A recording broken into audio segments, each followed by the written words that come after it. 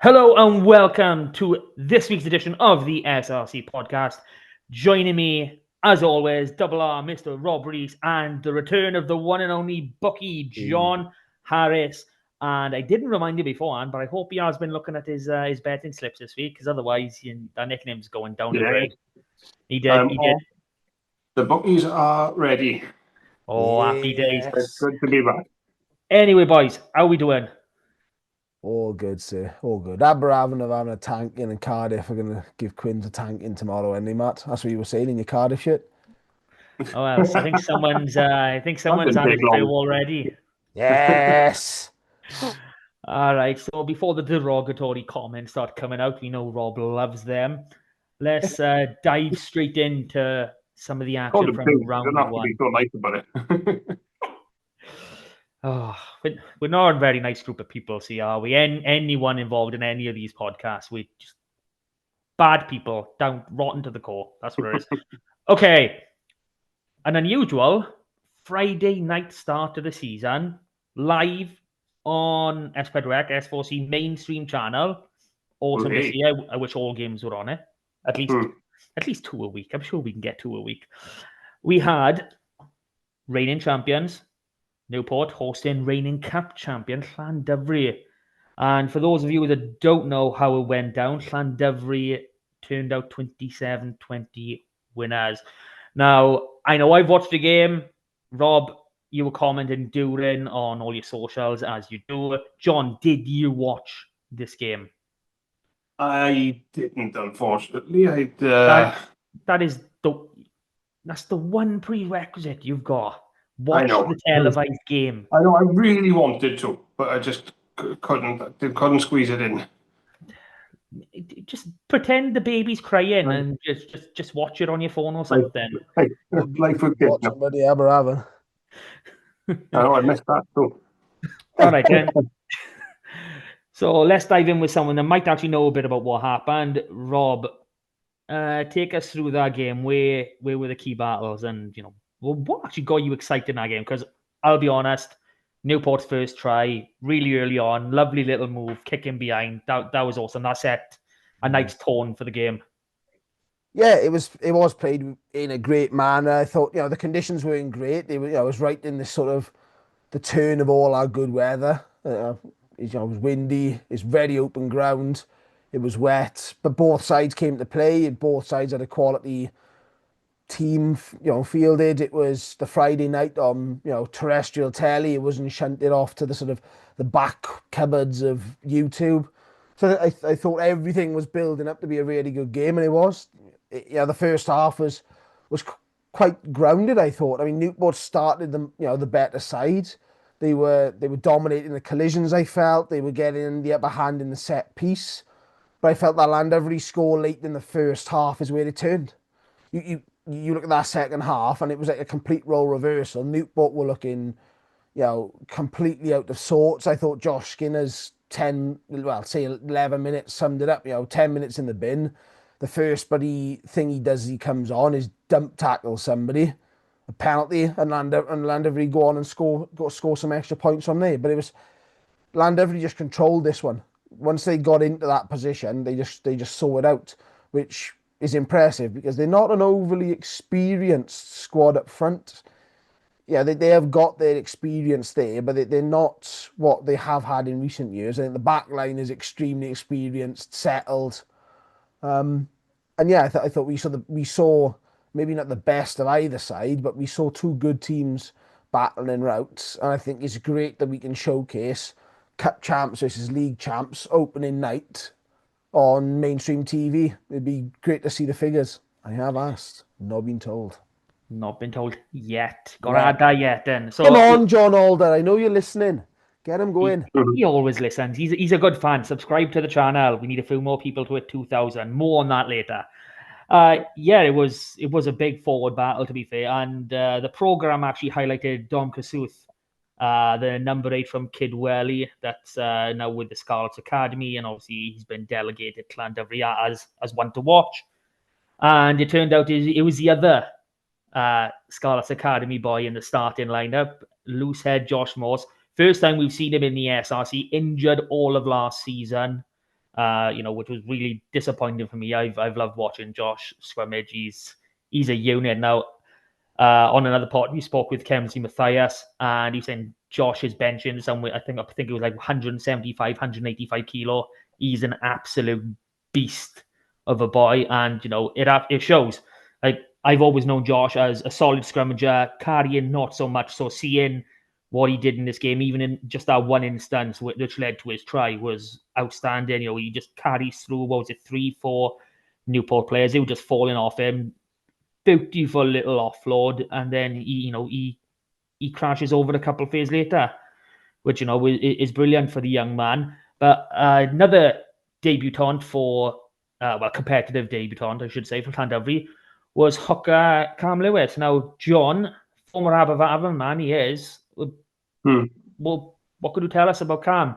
He put up a good show. He's not highly experienced. Obviously, he's the son of Lyndon Lewis, Steph Carmarthen Quinn's coach.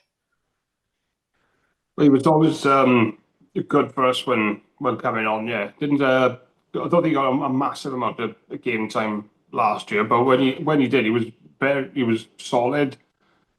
He's got a high ceiling, I think. So I think that's a good signing for Carmarthen. You do well there. I'll be honest. It's sorry, Llandovery. Yeah. I'll be honest. That was up early. Yeah, this is kind of funny and a slightly off topic, but obviously, Llandovery and Carmarthen Quins had a friendly game, a pre-season warm-up against the Scarlets, and Saul Hurley from Aberfan came as a hooker to play for the Scarlets, which was quite funny when you got all them boys with Llandovery. And yeah, Dan Gemin turned out for the Scarlets as well on that day. It was I'm surprised he's not in an academy, mind. But yeah, it was a great game. It was our forward, but like you said, the tide was turning. I think it was when Johan Hughes went over in, I think it was the second half, that you could just feel things were shifting to Llandovery's favour, and they just didn't let it from there. They could go through, didn't they? Yeah, they're an amazing team, and they don't have to play well to win games. And you're playing against elite champions. These are the number one ranked, seeded, whatever term you want to use. You've gone to their park. Okay, it's a first week of the league, and no one's expecting you to be like running off 100% top form from the off. But I do think these are probably 6, 7s out of 10s for both sides. They can play a hell of a lot better, and the game was still of a really good standard, which should say something for the league. Llandovery, they're just a machine. They really are. They don't play well. They crank out wins. For all rights, they shouldn't have beaten Ebbw Vale in the cup last year in the final. Ebbw Vale were really the on-form team at that point. And they just pull it out from nowhere, which is absolutely amazing. I'm trying to think of a player now. When you think they're going to have a dip, they'll pull something out then, where if you have a week where you think, Llandovery not in their best form at the moment, they'll go pull something out like an away win then against champions. Or they just got that ability to just pull these results and performances out when you need them. I know we've spoken about this at length through last season as well. I am still very concerned at 10, slightly less so at 9, because I think George McDonald is developing into a really good player. But at 10, it doesn't seem to be anyone there. Like Steph Jack Jones is again lined up as the main contender for Johan Hughes. But he's been playing Bucks rugby, and I'm not sure how much involvement he's going to get. I still do worry about Llandovery getting that one injury to Johan Hughes and things starting to dip. So, John, I'm sure you've seen the highlights. Anything you want to pick out? What a game to start the new season off with. First half, you got the reigning champions and cup champions. Couldn't ask for a better, bigger game. The great tries again from this one, and what I noticed from both of them, that they look like we said about Newport last year having an all-court game. It looks like the pair of them from the tries they've scored have got a bit of that this year, as always. It was forwards tries, backs tries, just great rugby. That Llandovery Rohim Mall looked pretty serious. Don't know if they've been watching Edward Vale. But what a game to start season with, and I can't wait. I'm really going to try and catch tomorrow night's one now, because I'm gutted I missed this one. I was looking forward to it all week, and it just worked out with the kids and with everything else. So it couldn't happen. That's a cop out, but you didn't watch it. You were under the thumb. The I missus know said you've got no. That about was 50 it. kids. But Okay, we've talked a lot about Llandovery, but let's talk a little bit positive about some of the Newport players. One boy who I think well worth his salt and a brilliant signing for Newport, Morgan Williams, for his first competitive game for the club. He was outstanding. I'd edge to say he beat the most defenders, probably made the most meters of any player on that park. Rob, anyone you want to pick out, I think Morgan's going to cause a lot of damage this season. Same as Finn Baker, for that try, he was right on it. Yeah, I think that's it. You can see where the danger points are already with Newport in terms of danger to to their opponents. I thought it was interesting to see how Carwyn Penny was going to go at 10 as well, because I think that was always a discussion last year around, Matt O'Brien stepping away, Carwyn Penny and Jack Lloyd coming together, and obviously Jack Lloyd playing at 10, Carwyn Penny at full-back. All of a sudden now, Penny's pushed back to fly half, so that's an interesting battle. I thought Ben Roach was superb again. Up front, we seem to say it more times than ever, but it's just those little things constantly that keep you driving. And yeah, I think Newport's they look like units and well gelled together, even though they didn't get the result that they obviously wanted. I think their pre-season's been great at times, but I think Ty Morris has been quick to say that even that Rosalind Parks fixture, a couple of interceptions, etc., turnover tries. It's the scorelines don't always reflect, and this is what we said last week, Mark, was it's difficult to tell the form really of a lot of these sides. They're not playing a true pre-season anymore. And yeah, I think there's going to be a few surprises in this Newport team as the new boys settle in. Yeah. Well, I have managed to get some comments from fair with the coaches this week. So a little bit from Tyrone Morris and Newport.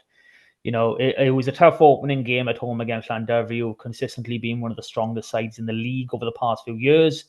We've had a good pre-season and went in feeling confident, started brightly, created plenty of opportunities. Half-time, felt should have been further ahead. Not quite turning out 2020s into points. Early in the second half, the yellow card, momentum shifted over to Llandovery. From there, we just struggled to capitalise on anything we were doing. And Llandovery were ruthless in punishing our mistakes. Credit to them, they took their opportunities well. Very fair from Ty there. He seems to understand the flow of the game, and he's taking it on the chin. So fair play to him there. That leads us on to our next game, and I don't know which one to pick. Obviously we're going to throw you two at each other at some point, but are we going to do it? Are we going to do it early, or are we going to leave it a bit? What do you say? Feed me. Feed me. Okay, next up. Ebbw Vale, go on. I'm not going to play with it. Ebbw Vale at home to Aberafan. I'm assuming one of you attended this game. Yes. Yes, because John couldn't make the long trip down to Ebbw Vale. Of course, he's a working man. He's a family man. It's understandable. It's not. Daughter had swimming. Ditto, Could have come actually. up Ebbw Vale and gone swimming. Swimming lessons are different. You got a pre-booked time. Hang on. If your daughter's swimming that time on a Saturday, why are you booking it that time on a Saturday? Oh my God. That's what time class is. Oh, so you're not going to be able to see any of Aberafan this year then? Is that what you're telling me, John? Oh no, I could get the home games because that's not far then, but couldn't drive an hour after it. Oh, so he's telling us it's 1:45 and it finishes at 2:00. So, that's enough time for him to get the gig. Okay, Yeah. Rob, you were live in person. Tell us about this game. Yeah, it was. Do you know, it was weird. It was a game of two halves in the sense of how it was played. I thought for a very young Aberravon side, they fronted up very well. They were physical. They came at Ebervale. Obviously, the shield was on the line. Is 7 defenses last season, and it's one of those ones that sometimes these younger sort of sides, the sides that were still trying to shape themselves, can often sort of not fold but go in on themselves a little and not play true to selves. But that wasn't the case. Both sides went out, wanted to play some attacking rugby. There was some good weather to start the game off. It's unusual to say that Ebervale are playing expansive rugby, but Dav Thomas grabbed a couple of nice tries. Aberravon bouncing back with some nice scores of their own. In that first half, you were thinking we got a really good game of rugby. The rain absolutely buckets it down for pretty much the entirety of the second half. It turns into a grudge match up front. It's tight there. And I think Ebervale just slowly turned the screw. You could see that the pack started doing their thing. Curtis scores the penalty try. All of a sudden, a gap starts to open up. And the gap is probably fair, but probably doesn't tell the story that Aberravon had a really good 40 minutes. And to be honest, the second half wasn't atrocious from them or anything like that. It was just that little bit extra, which is where I worry for Aberravon this season, is that experience, that bit of power up front is maybe where they're lacking compared to the top sides. But we've got to take this into context, right? Ebervale last year were unbeaten at home in regular competition, unbeaten at home in the cup. Only Newport beat them in the final. They lost in the cup final as well. They were probably the second best team last season across all competitions. I think most people would put Newport above them. So yeah, that's not a bad result for Aberravon. Like I said, 6 points for Ebervale. They'll be chuffed with that to get their season underway and hopefully gather a bit of momentum now in the next busy couple of weeks. Yeah, I've got to agree with you. Like, I've only watched the highlights, but it looked like you were playing a much more expansive, wider game. And those tries, if you haven't seen the highlights, go have a look. Ebervale playing wide. This is some really nice back play throughout the entire thing. I know it's only the highlights, but you can get the feel for it. And I think this is the influence of was it Probert, and obviously Dorian Jones, both coming in as an assistant and as a skills coach respectively. They seemingly having an impact. Yeah. I think Dav Thomas is the only new boy in that back line. Everyone else has, been at the club at least through last season. So it's not a case of you had an influx of 2-3 new players in that back line and it's just changed things up. I do think that's all down to coaching, and the more Ebervale get their backline moving and playing like that, the more all court games you get. And we get our third team entered in with Newport and Llandovery as all rounders. It's just brilliant for the league. So, John, reflecting on what Rob has said, it's always tough to take a loss, especially when you're conceding a 6-pointer. But, given all the factors, it's not really that bad. I was hoping it was going to be a bit closer, but it's the hardest place in the league to go if you know statistically, because nobody went up there and won last year apart from Llandovery in a cup final. So there's a reason people don't go up there and win often. But I was because there've been a lot of changes to Aberravon's squad this season. They've brought about 11 or 12 new boys in. A lot of them very young. The average age of the squad last year was 23, and they've actually brought it down to 22 this year.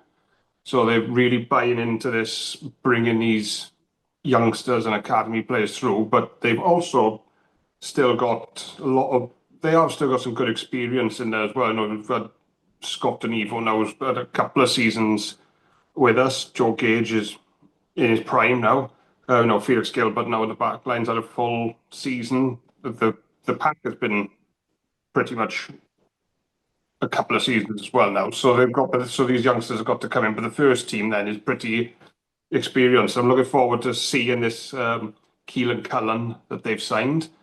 because we needed a proper, he's a 90% plus goal. I think he was the Bucks Super Rugby highest point scorer last season. So we've needed that, I think, for a while. We haven't had that since Jamie Davis, a 90% goal kicker. Whether we use our rugby brains then to actually kick some points. But Ebervale's such a hard place to go in it, and they've always had I think they might have even had the strongest pack last year, Ebervale. So if they've added a few more strings to that bow in the back line, then they're going to be very dangerous this year. And this was always going to be a tough one. So I'm not that disappointed. No, this is a team that's building now. Aberravon, this could take halfway through the season for these boys and these new boys to come in and find their feet and figure out what the best team is going forward.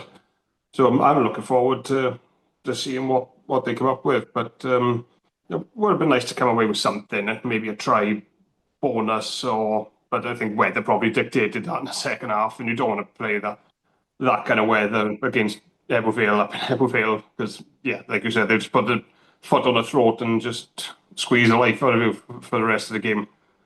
But we didn't score either. We might have had a good 40 minutes, but we haven't scored between minute 13 and minute 74, and you can't go to places like that and do that. So that's something we're got to work on but we've got the champions coming down now on the weekend, so we've got to work on it. Fun times ahead for Aberravon. Okay, on to the next game. Bridgend winning 27-24 at home to Carmarthen Quins. And can I just say, I was absolutely heartbroken by this result. And I've spoken with Steph Thomas at Quins.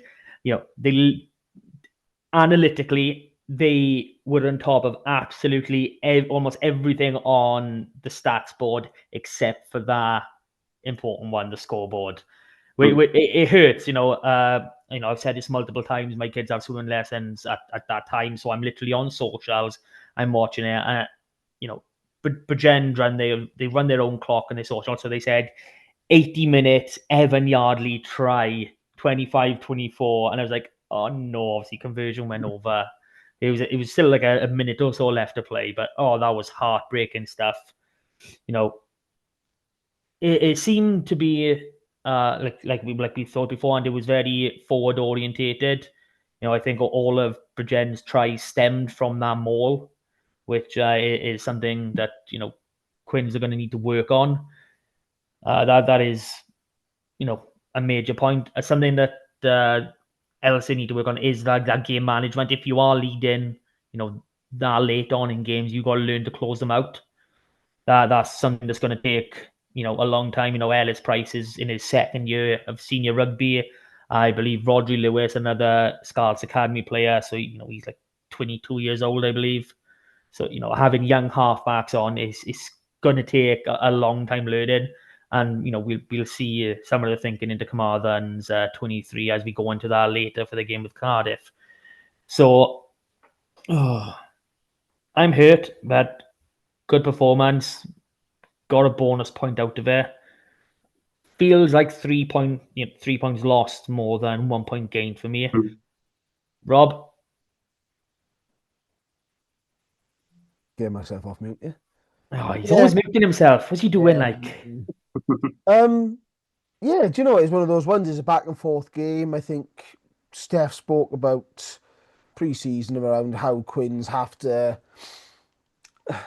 see a game out, but that last 20 minutes, you have to be a bit more clinical. You have to be a bit more disciplined and a little bit more accurate. And you just feel that they just couldn't compile enough of that throughout the game. It was... Bridgend's never an easy place to go, don't get me wrong. We've seen some big results there for them last season. I think, and I got to see a bit more of it. It's their maul, as you pointed out.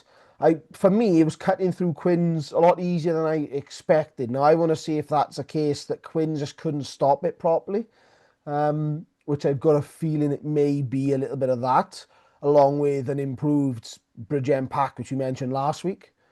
But yeah, these are the sort of games that they're coach killers. Like you said, that you got to see those games out. You got to play them in the right time. You got to have your peaks and troughs.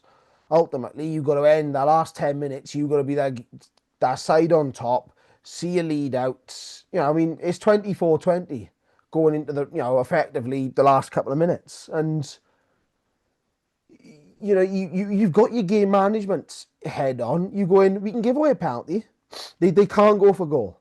Now, I know it's not as simple as that because you can kick the touch and the game goes on now and has done for several years. You know, the referee doesn't blow up if the clock is in the red. You can't kill the game. But equally, you've got to be just playing that little bit smarter. And again, that's going to come with a little bit of development. There's still a lot of young heads in this Quins team. Yes, the pack is quite settled, but especially behind, there's no general or marshal there at the moment. Slowing things down, taking it at their own pace. And I think that's cost this game. But yeah, it's good signs. I think they're competing already, which is good. I think they showed some good signs up front and that they want to go through the motions. They were patient with ball in hand. I think both sides were. No, neither side was chucking the ball wide as soon as you can because you're in the 5 meters. Everyone was patient, build your phases, you know, slip around the corner, try and, you know, take advantage of the pillars. And that was really good to see. I think that, again, this one was probably the second best game of the week after the Newport Land every game. Yeah, can't argue with that. One factor for Quins was the new signing of Steph Evans did pull out of the game quite late. He's had a bit of an infection, only a minor infection, just using more of a precaution, keeping him out of the game. So there was a late back three switch with Callum Woolley coming into the 15. But that's still not enough to really, dictate a game like that. Perhaps maybe having him on the field, a bit more experience, in behind, trying to call things. I mean, Bridgend had, they had 3 yellow cards in this game. I'd like to think if you have someone like Steph Evans of his experience would know, look, we need to just calm things down and play in the right areas. And, he might not be the fastest anymore, but he's definitely got enough pace to cause some damage in this league. So, John, your thoughts on this one, my friend, before we move on? Well, it's a great start for Bridgend. You come away 5 points from your first home game. That's all you can ask for, really. And I think for Bridgend as well, they had so many games last year where they lost it in the last 5-10 minutes and ended up with losing bonus points. So to get over the line then in that first game, get 5 points on the board straight away, I think is massive. Great to see Quins though going away from home on the first day, and I think if it weren't for so many, I think they made a lot of errors in this game. Reading what the director of rugby, Steph Thomas, have said, he said you can't come away from home and make that many errors and mistakes and expect to win.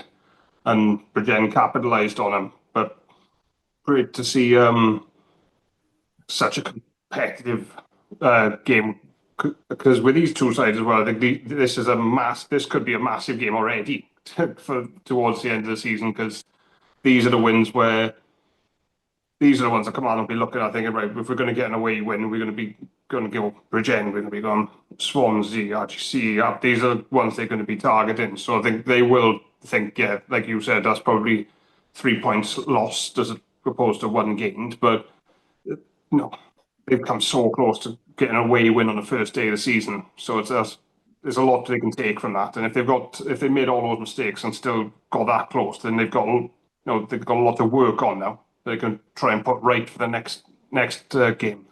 But perfect start for Bridgend. Yeah, unfortunate as it may be for me that they've had a good start. Okay, next game up, we got Pontypool 25, Swansea 13. And I really hope that this isn't true, but it might be that we're seeing the Swansea from the beginning of last season. Only 3 points in the first half.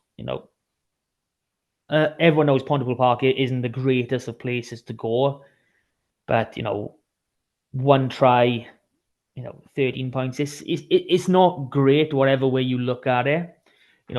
Pontypool, they didn't get a try bonus, so that might just indicate what conditions were actually like on the day. But let's get your boys' feel on this one. So, I've gone to Rob a few times. Let's hear from Bookie again. Come on, John. I'm assuming you've managed to see something of this one. Well, again, the highlights I've managed to catch. Yeah, I just don't think that's it doesn't suit Swansea's game. I don't think going up to somewhere like Pontypool, especially on a. I'm assuming the weather weren't great there either because it wasn't everywhere. It's I don't know what to.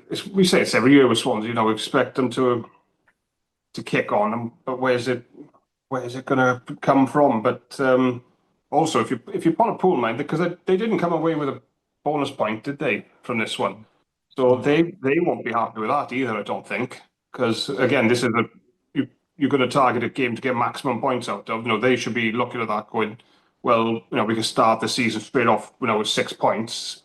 So they'll probably be looking at that as 2 points dropped because they are so good up at Pontypool Park. It's another one of those tough, horrible grounds to go to, especially on a horrible day. So I think there's something to take from Swansea out of this defensive wise because they've restricted Pontypool to 3 tries, so they can work on that. So the defence must be doing something right. But it's a good, I don't know where Swansea. Where they go, I don't know, because they've had a lot of changes, I think, as well, haven't they, in the backroom staff. So I don't know where it's gonna click for them. I hope it does, because I don't want to see them another season like they did last year. And they looked like they were improving the second half of last year as well. So I was hoping they might kick on. So unless they can turn this around quick, though, I do worry about them this year. But so it's still a win straight away for Pontypool now off the bat. Yeah, you are right there. There's been a lot of overhaul at Swansea. I think all but one of their coaches left in the summer. Obviously, Jonathan Thomas has come in. He's brought his own team as such, and a few players moving around. But Rob, on to you for this one. Should Swansea be doing a bit better now? Yeah, 100%. I think this is one of them games. We've had a couple of so far where we've said both sides will leave with probably quite a positive take out of the game. I think this is the one, if not the only game this week, where both sides leave disappointed, I'll be honest. The pitch is the worst in the league, and you can see it's contributed to an absolute dire of a game at times. It's claggy and it's heavy, and it's sort of influenced the pace of the game and the fact that two sides got dragged into that. I mean, even Pontypool didn't get this set piece rolling as they usually do, and they weren't smashing Swansea around the park, to get a 5 or 6 pointer. Swansea couldn't get the sort of fast flowing game that they sort of want, but equally they couldn't deal with a bit of a power game. I do quite like the back 5 of the pack for Pontypool this season. Is starting to take a lot of shape, and with Joe Davis signing up from the Dragons as well, that's formidable. I thought Mike Hubert was superb last year. Morgan Allen's the same every year. Scotty Matthews as well. That sort of core there now is going to be crucial to them kicking on. But I feel that they've missed a trick, not getting the bonus points in sort of round 1. And this is where I say, but Pontypool need to kick on. Yeah, this takes them now 12 months without a loss at Pontypool Park. But you got to kick on if you want to start winning things now, and you got to kick on if you want to be that sort of top 4, that top 2, and bring those semi-finals to Pontypool Park, which ultimately would be how a side like Pontypool get their trophy. But yeah, I'm interested to see how they go. I think it's one of those ones. I think the match and the conditions, everyone got a bit bogged down. Are we seeing a dogged Swansea side, or are they regressing? I don't think we really saw enough to sort of fully make our minds up. And Pontypool, similar. Was it a good Swansea side that sort of stopped them getting a bonus point given the conditions? Or is this just another average Pooler side? Yeah, who knows? I have managed to catch up with Pooler head coach Tom Hancock. But one thing I did notice about the Pontypool squad was the fact that they had 2 brand new props playing on, both young props at that, Tom Sims and Owen Popple. Now, I was really surprised to see both of these boys, starting in week 1. So, I think they're still experimenting as such to find their strongest 15. But from Mr. Hancock himself, so it was a pleasing to start with a win with a number of debutants, but frustrated with our attacking performance and feel we had opportunities to take all 6 points on offer, but failed to take them. Growth in our line out and more defence in particular was very pleasing. So very much on par with what you boys are saying. 6 points was the target. 6 points was expected. 6 points wasn't taken, and feels like there's a little bit of hurt there. But you start with a win, you build on it. Wins matter. Wins will get you so far in the league. Bonus points will take you to the top. But that's the way it's been, especially now with this 6th bonus point. So on to our final game, which is the one up north, up in Gogland, RGC at home to Cardiff, and it never disappoints. RGC, they really never do. 78 points in this game, 31-47 in Cardiff's favour. And whilst that does give Cardiff the full 6 points, I think they'll be disappointed to have conceded 5 tries. That's not what Dan Fish and his men are about. Yes, they love their back play. They are incredible, possibly top 2 best sets of backs in the league. Majority of them are academy boys as well, so that says something for the future of Cardiff itself. But they conceded quite a few pretty soft tries, to be fair. There was a couple around the fringes of the ruck. They had front rowers caught out in midfield that were taken advantage of a few times. RGC, they had opportunities to really take this one to them. So I think they might feel disappointed that that gap was so big. Rob? Yeah, I think this typifies RGC of last season. And where I think their trajectory is going is, we know the surface up there suits both of these sides. They play on it regularly, but you just can't control a game. That's when a game goes like this and it's 78 points, it's basically a point a minute. It's back and forth. It's try ping pong. You've got to find a way to stop that, and they just can't. Cardiff got in there and had consecutive scores a few times. And you're thinking, right, that's building your gap. That's getting you a bonus point, as RGC took. But then that's also getting you your other bonus point, and that's putting your stamp on a game because, again, talking about the peaks and the troughs I've already mentioned. If you back yourself up, get a couple of scores when you're on the peak, and then your trough is only an RGC single score, which is what they were doing, all of a sudden, you've got that block of sort of breathing space throughout, and you can't be conceding 47 points at home. You can't.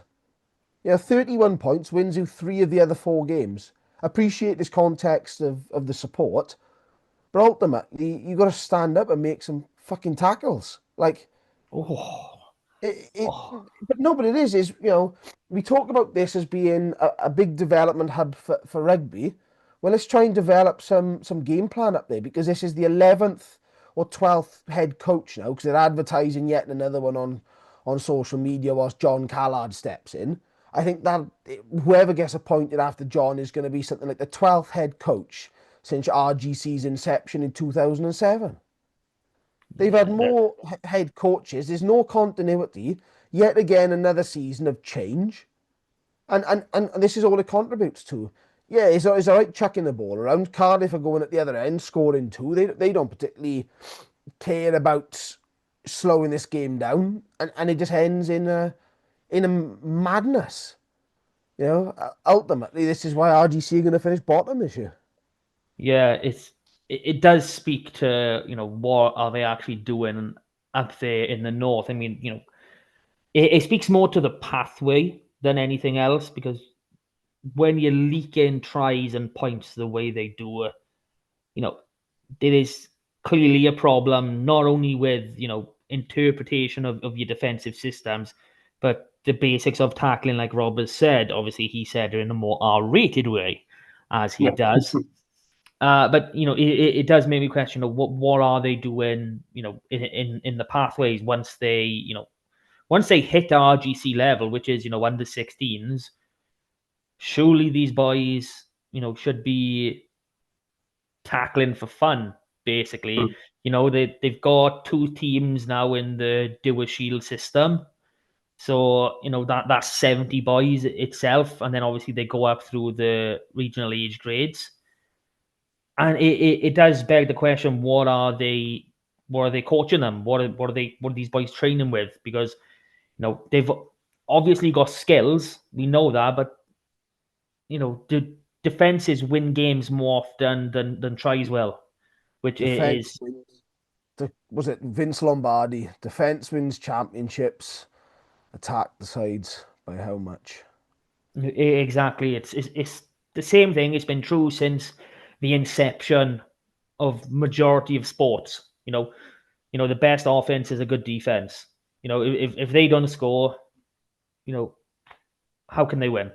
And that is something that RGC need to work on, and probably keep a set of coaches for 3-4 years at that. John, you would take?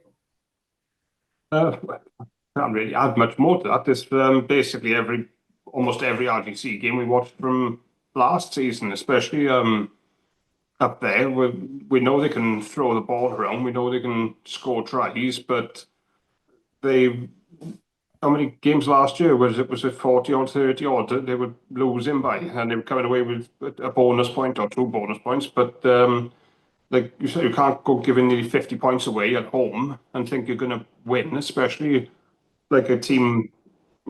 You need to be smarter. You can't go playing like that against a team like Cardiff, who like playing like that anyway, but also one of the other teams in the league who know how to play on that fast track like that, because they've got one as well. So you're not taking them out of their comfort zone, you're putting them in it. So, and they've got the quality to go and score. If you want to score 5 tries, they'll go and score 7. So I don't know don't really know what's changed up there over the off season, because it looks like we've just more of the same from last season, which is exciting to watch. I mean, the highlights were amazing. They were extended, and they were like a minute longer than any other games, and some of the tries were fantastic that they scored.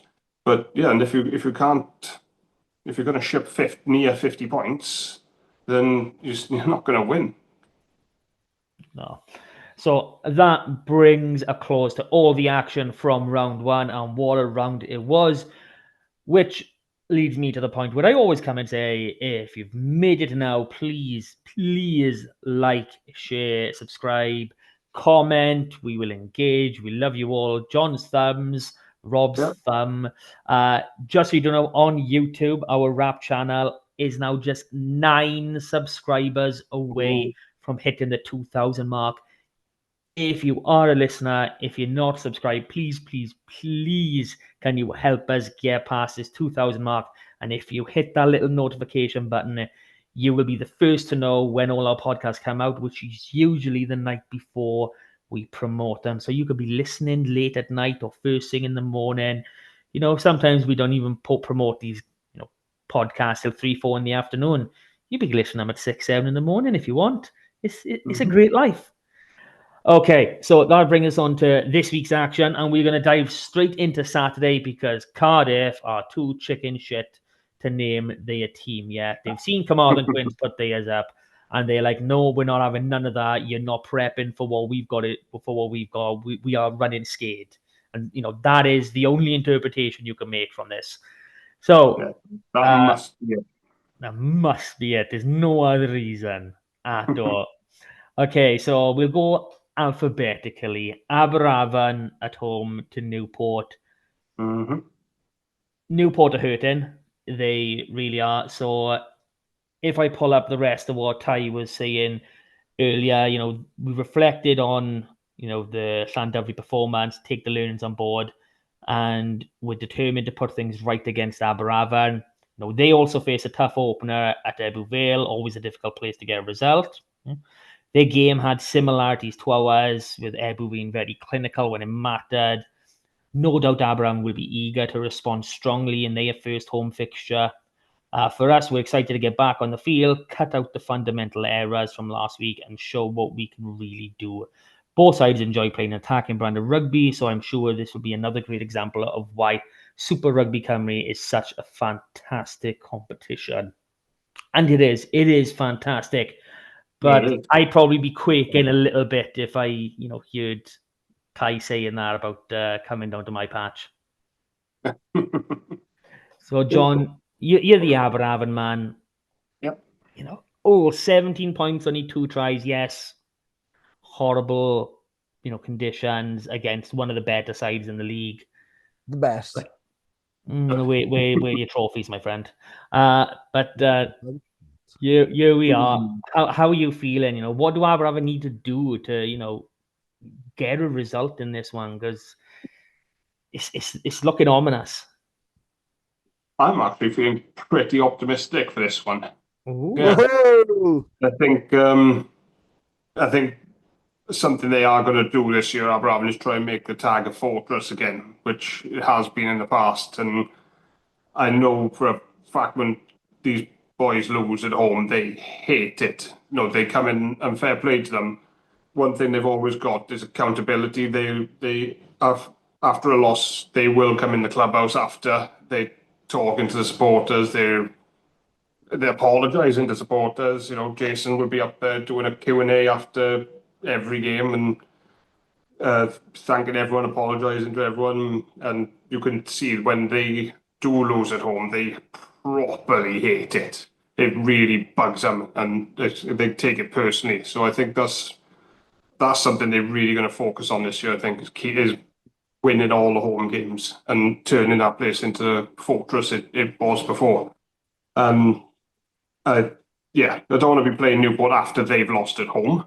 I'd rather they were coming down a bit more complacent after a nice win. But our home forms was definitely picking up towards the end of last season. We beat Pontypool, Ebervale at home towards the end of the season, so we can beat these big sides. And I'm going to this one. This is going to be my first game of the season. I'll try and do a little video for it if I can. Look forward to a few beers. And then I'll go to the game. Here we go, Bookies Corner. Let's have a look. The Dragon Bet think this is going to be a close one, actually. It's 11-8, Aberafan to win outright. Newport 8-15. On the handicap, Aberafan have a +5 head start, 10-11. So they think it's going to be a pretty close one. But I can see Aberafan winning this one. I'm back to supporting the boys, back to backing the Wizards, and I'm going to go for a Aberafan win.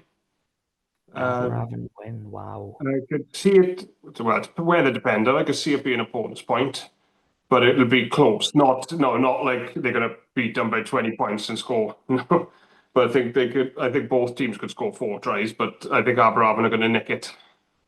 I think we just got to clip that bit up. We're going to win with a bonus point and just send it to everyone in Newport who bloody goes to the games and the players. Yeah. And I did the middle bit out. They get stuck in, win by 20 points at the end of it. Oh, 100%, 100%. Rob, how are you feeling on this one? John's back to back in Aberafan. You got to love it. Yeah, we've got a bit of imposter, John. Oh, and of course, everybody else who didn't listen to the podcast last week that doesn't seen the chat, unless I held that phone up to the camera, would not believe that John didn't back Aberafan. So I know. Really. I know, but I was right. But oh yeah, you had a fucking tank in, but didn't want to be, but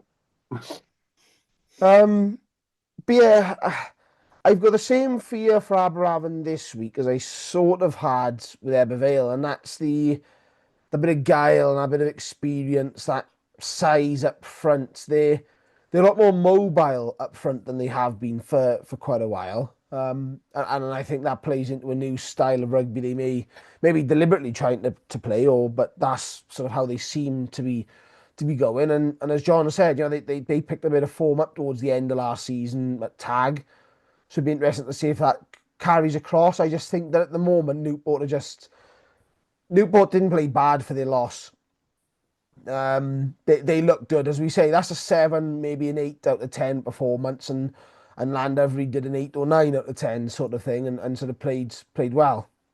I think Aberravon have got more to step up from their round one. But yeah, for me, Newport win. Yeah, I probably should have told you this beforehand, but a bit of a sneak preview. We are expecting 5-6 changes to the Newport 23 and 3 Dragons coming in. Now, I'm assuming Nick Thomas is still on the sidelines. Is that right, boys? I think he might be, yeah. I think it might be. So that means that is Jordan Morris, Ollie Woodman, and Ollie Andrews coming in now. Jordan Morris. I mean, okay, we'll see how he gets on at scrum time, as you know, he's a young loose head, but carrying that ball, he's a problem for everyone he comes up against. Ollie Andrews, we know how good he can be on the wing. So, this it doesn't get any easier. Newport have built a solid big squad, and I gotta go with the numbers here. I gotta be smart. I got to go for Newport. I am sorry, John, but that does mean we're not going to have loads of us seeing the same team for every single fixture, which I really like. So that brings us on to the next game, and that is Bridgend at home to Ebbw Vale. Yay! Ooh. Okie dokie. Where is Mr. Strange? He's just looking forward to a tough challenge against Bridgend. That's all he's doing. So, Bridgend, 100% record at home. They did steal it. So they probably, like, Christ, okay, Carmarthen Quins are our top 2 team. We do admit that. But, Ebbw Vale are kind of up there too. So they probably quake in themselves. They know they're up for a real big challenge this week. So, Rob, are Ebbw going to do anything different? Are they going to revert to type? Are they just going to go forward, or are they going to keep up with this expansive style? What do we think? No, it's definitely a plan to play a bit more expansively, but I just want to double check something. You said Jason Strange is looking forward to a tough challenge and Bridgend away. I just wanted to check which one it was. Ow. Hey, We don't have anyone from Bridgend here to defend themselves. And I on that know. point, if we had someone from every single club, we wouldn't get done within 12 hours. So be thankful it's just 3, honestly. Carry on. But yeah, no, there's definitely the plan to play more expansively. You can see that with the signings they've made. I think there's a bit of hope that Morgan Rees might be fit for this week. Obviously, Morgan Richards went off injured during the game last week. No news on that. Dorian looked good off the bench as well. So there's definitely that ability and that want to play a bit more expansively. You're going to see it.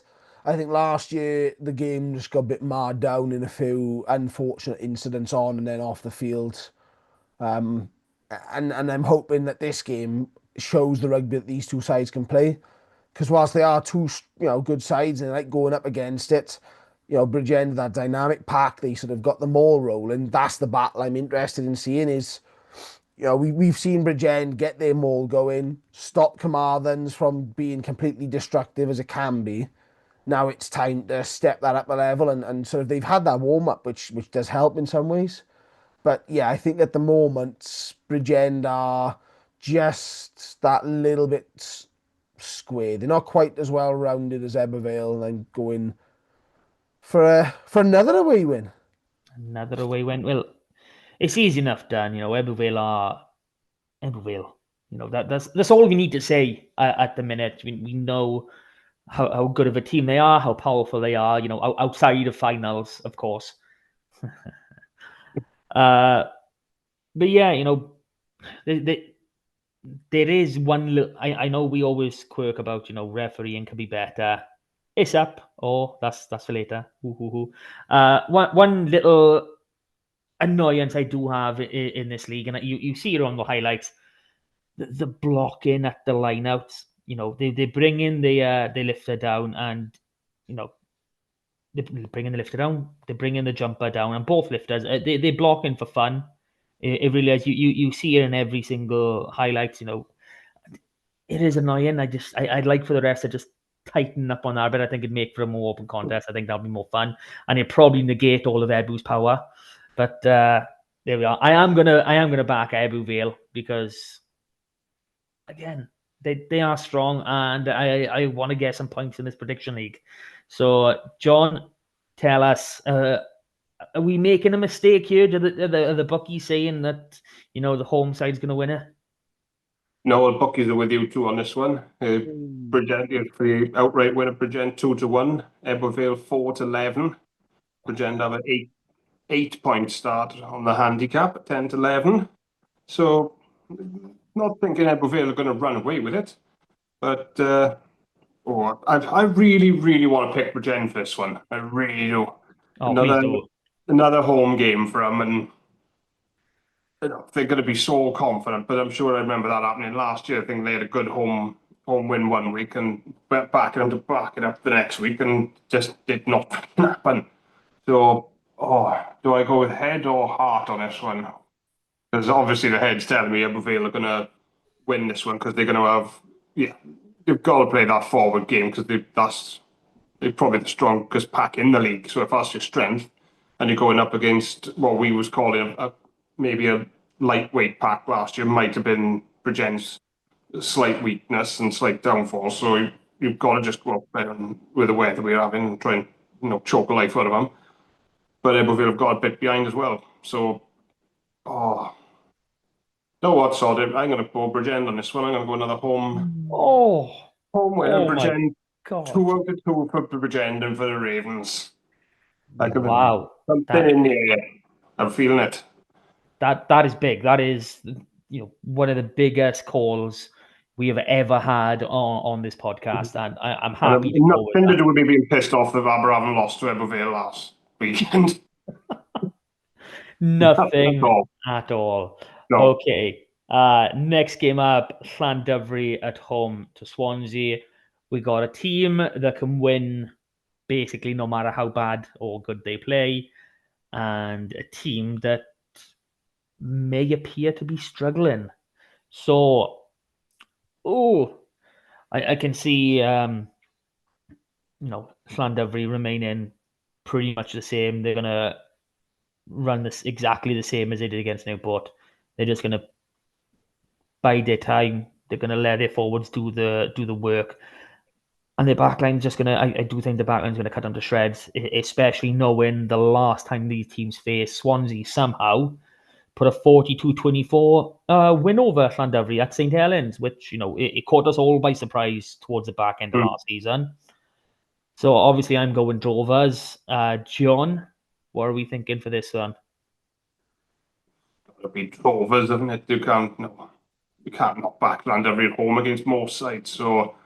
And the bookies think so as well. 1-6 for Llandovery for this one. Swansea 3-1.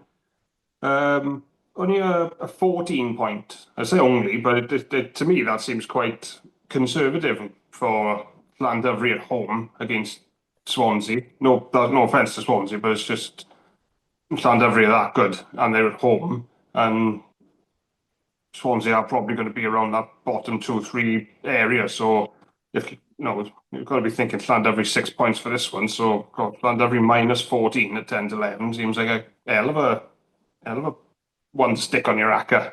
So yeah, Llandovery 6 points for me. Yeah, it's. I don't want to count Swansea out because they have beaten Llandovery recently. Yeah. But I think my only concern is if maybe Euros decides a bit of rotation is needed here. So I did manage to speak with him. If I could ever find the old man, that's really harsh. Just overall comments. Great start for us. Not many teams will win in Newport. Delighted to see the academy guys go well for us. Swansea are always tough nut to crack. Last year they beat us well. It's really important that we build on last week's result and performance. So, business as usual for Llandovery such. I think my only concern is they do have such a big squad. They do have a lot of boys playing for a lot of different clubs, dual registered. You've got the likes of, Sam Potter, who turns out for Ammanford. They had Tyvee Thomas, who plays for Newcastle Emlyn. There's just so many boys that are dual registered or connected with Llandovery that I'm not quite sure what squad might be put out. So that's probably my only concern. It's still going to be strong no matter what, but it might not be, a traditional, really, proper first team Llandovery. Rob, are we going for the first clean sweep of the night? Yeah, this is going to be a comfortable Llandovery win for me. I think even with a little bit of rotation, I think Llandovery is still a settled squad. Uras knows what he wants to do. You got to get points on the board early doors.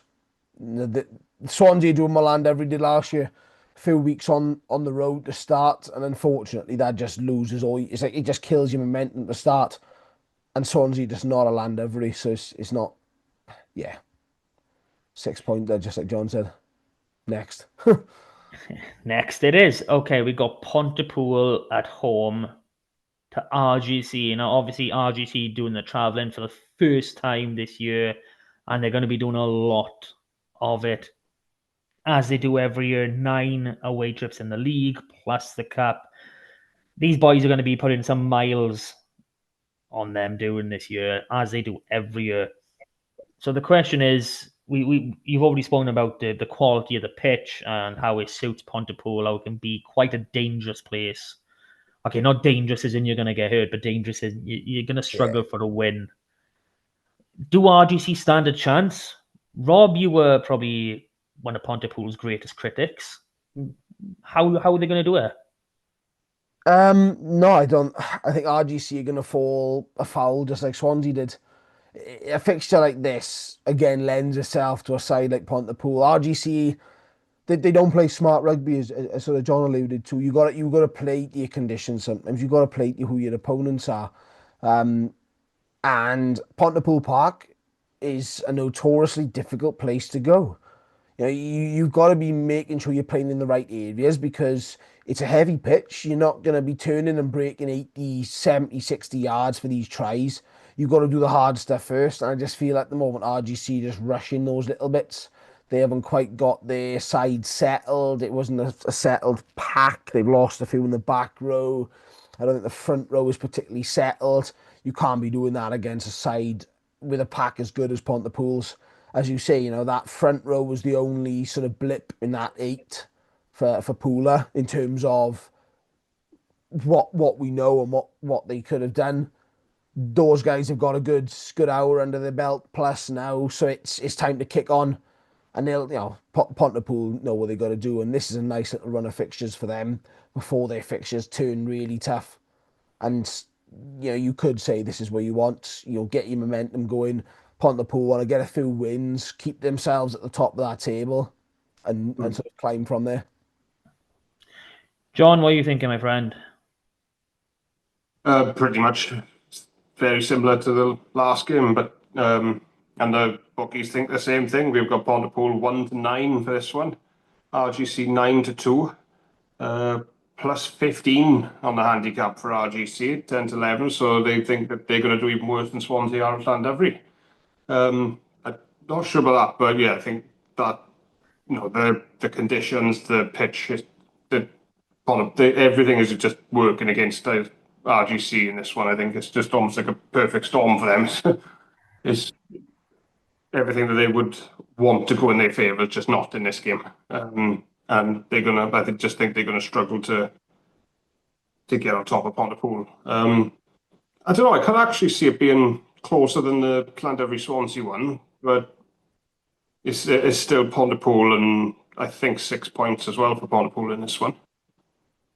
Yeah, we're all in agreement. This is another clean sweep across the board. All three of us back in Pontypool over RGC.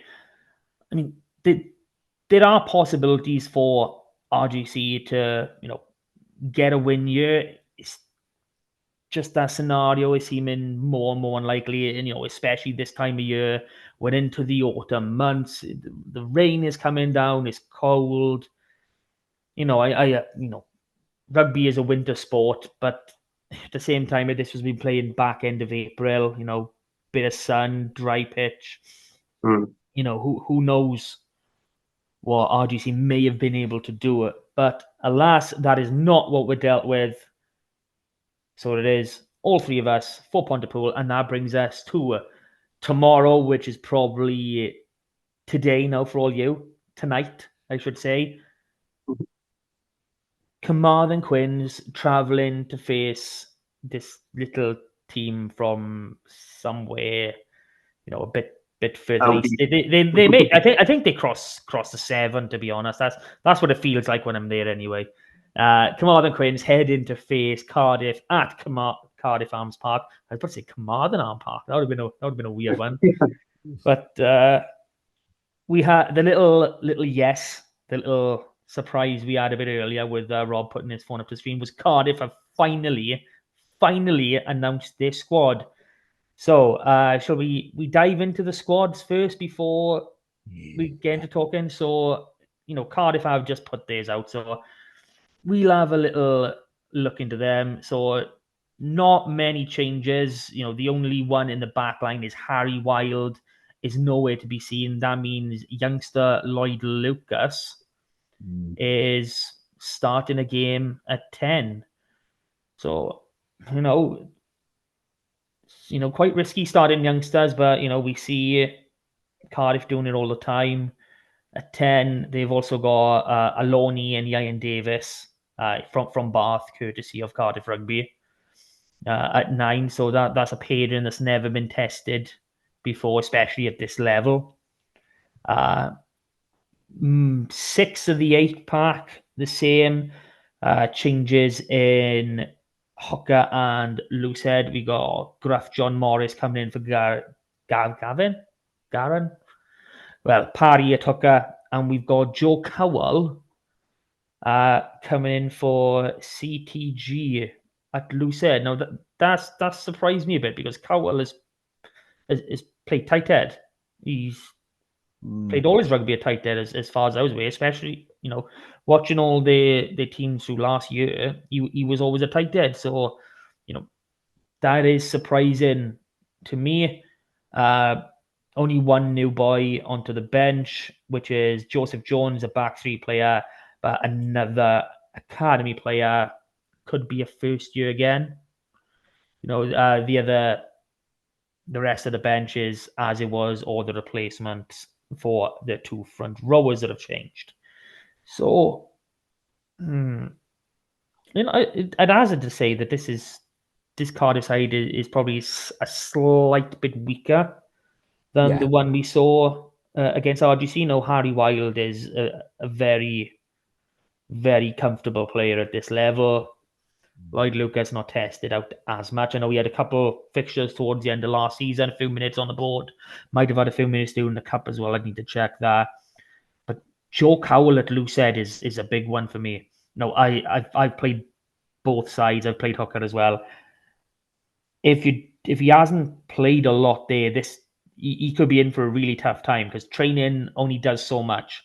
Even if you're training against one of your own teammates that's going full pelt, you need a full 8 going at you to really understand that pressure and how to deal with it. So this could be a tough one for Joe Cowell. So we head over to Carmarthen Quins, and again, very similar. There's only one new name in the 23, and that is Steph Evans, who dropped out late last week. He returns at 15. Callum Woolley has dropped out to the 23.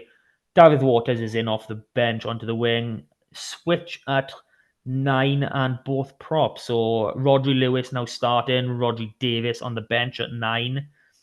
Evan James and Connor Allen have swapped places at tight end, with James starting, and Sam O'Connor now starts with Reece Fawcett on the bench at loosehead.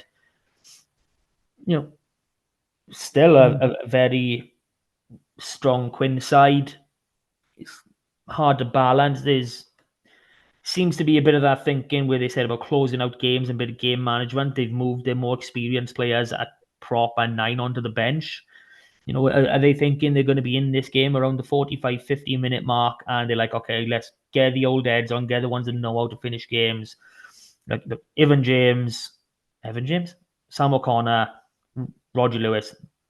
they're all really, really good players, but you can't coach experience, and that's one thing the other boys have, and they have it in bucket loads. They really do. So, Rob, where's this one going to be won and lost?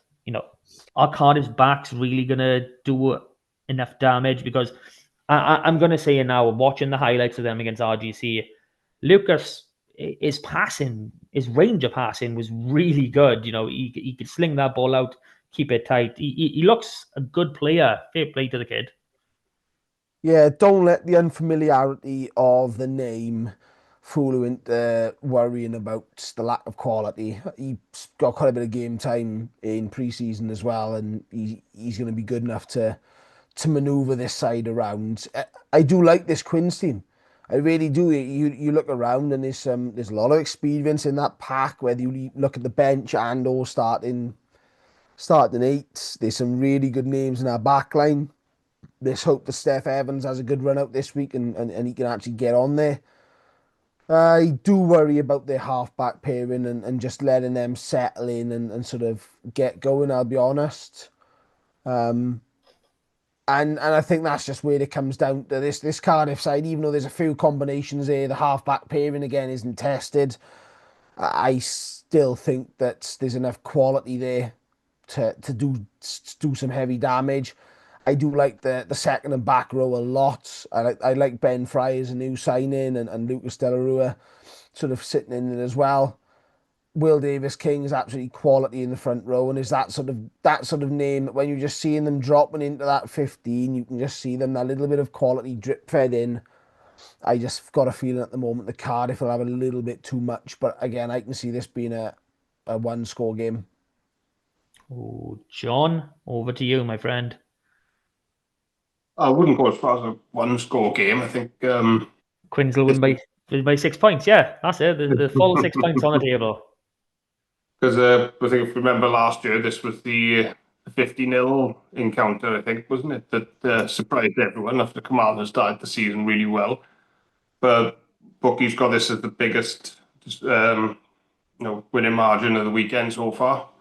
Cardiff were 1-12 for this one. Kamal and Quins 6-1. 18-point head start for Kamal and Quins on the handicap at 10-11. So that's where they think this is how they think this is going, and I tend to agree. It's just Cardiff just don't suit Cardiff, and I think especially at cap as well on that last pitch. They're gonna have too much for Quins, I think. It's got to be Cardiff at home, 6-pointer. If Quins can if they can keep it under 40, maybe, and get a couple of tries, then that's not a bad day out. No, nice night out in Cardiff as well. Then you can make it. Where's the belief, boys? Oh, honestly, the bookies, they never get it right, and Bookie never gets it right. I mean, he's backing. Let's look at his prediction record from last season. Bottom of the pile, absolute bottom. Quins are winning this nice and I easy. don't know. I haven't seen it. I just assumed I'd won it. Yeah, you assume wrong, like most of Robin them. every week. No, I get your Rob's, a bit of unease around the halfbacks. Ellis Price and Roger Lewis. They are, they're both academy boys, but they're not really. They're not standouts. They're not stars. They're not boys that have been like tagged to be, the next big thing, or they're 100% assured to being pro player sort of thing. Roger Lewis came over from the Ospreys Academy. Ellis Price has moved from 12 to 10. That conversion was done last season, so he's still in that transitional phase. However, he did look really good last week, and he seems to have come a long way. There's just having Steph Evans in there, that bit of extra leadership, I think will help. I do like the way that they've gone with their thinking, where they put a bit of experience, especially Roger Davis on the bench to come on. I've always said this wherever I go. I'm not averted to bringing my subs on 20, 25, 30 minutes into a game. having your best team on for as long as possible and finishing the game. You do what you got to do. You know, if I got a really weak player to play, I'd rather have him on the pitch when everybody is fresh and around him to negate that weakness. You know, I wouldn't want to chuck him on with 10 minutes to go, everybody's blowing, so his frailties are really on show for everyone to see. But yeah, I'm backing Quins. I think I'm going to be backing Quins majority of weeks this season because they are just that good. They really are, and I've got to admit that I am looking forward to watching it tomorrow night, or tonight, or yesterday, whenever you're listening to this. It's going to be a big one. So that does wrap us up for this week. Thank you all for listening. John, Rob, thank you for joining me, and we will bring you more next week. This has been awesome. Super Rugby Camry is back. We are bouncing. Let's go. No star, everyone. Goodbye.